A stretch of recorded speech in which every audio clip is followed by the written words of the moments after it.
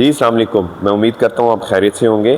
Last 2 video میں ہم نے سیکھا کہ اگر ایک بڑا بندہ اس کو کارڈک اریسٹ ہو جائے تو ہم نے اس کی جان کیسے بچانی ہے، اور پھر ہم نے اپنی دوسری ویڈیو میں سیکھا کہ اگر چھوٹے بچے کے گلے میں کوئی چیز پھنس جائے تو ہم نے کیسے ریئیکٹ کرنا ہے۔ آج کی ویڈیو میں ہم یہ سیکھیں گے کہ اگر اس چھوٹے بچے کو کارڈک اریسٹ ہو جائے یا آپ گھر میں ہیں، آپ نے دیکھا ہے کہ بچے کو کارڈک اریسٹ ہو گیا ہوا ہے، تو آپ نے کیسے ریئیکٹ کرنا ہے، اس کی جان کیسے بچانی ہے۔ اچھا، سب سے پہلے آپ نے کیا کرنا ہے، بچے کا رسپانس دیکھنا ہے کہ بچہ جو ہے وہ ہوش میں ہے یا نہیں ہے۔ اگر بچے کا کوئی رسپانس نہیں ہے تو آپ فوراً ہیلپ کے لیے بلائیں کہ بچہ بے ہوش ہے، میری مدد کے لیے آ جاؤ۔ اس کے بعد ہم نے بچے کی پلس دیکھنی ہے، بریکیل پلس۔ اسکرین میں بیک گراؤنڈ میں ہم آپ کو دکھائیں گے کہ بریکیل پلس کیسے دیکھتے ہیں۔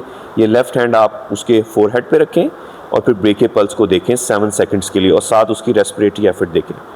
اگر یہاں پہ بچے کی کوئی پلس نہیں آ رہی اور بچہ جو ہے وہ کارڈک اریسٹ میں ہے تو آپ فوراً 1122 کو کال کروا دیں اور پھر اس کی کمپریشن سٹارٹ کر دیں۔ کمپریشن کیسے سٹارٹ کریں گے میں آپ کو دکھاتا ہوں۔ یہ جو لوور اینڈ ہے سٹرنم کا، یہاں پہ جو سینے کی جو ہڈی ہے اس کے جو سب سے نیچے والا حصہ ہے، اس پہ ہم یہ پام رکھیں گے یہاں پہ، اور یہ ہاتھ ادھر رکھیں گے اور پھر دبائیں گے 1 2 3 4 5 6 7 8 9 10 1 2 3 4 5 6 7 8 9 20 1 2 3 4 5 6 7 8 9 30۔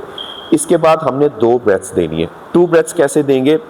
بڑوں میں تو ہم نے جو ہے وہ صرف ماؤتھ ٹو ماؤتھ دیا تھا، چھوٹے انفینٹ میں ہم نے اس پورے ایریا کو کور کرنا ہے اور ہلکا سا اس کو بلو کرنا ہے۔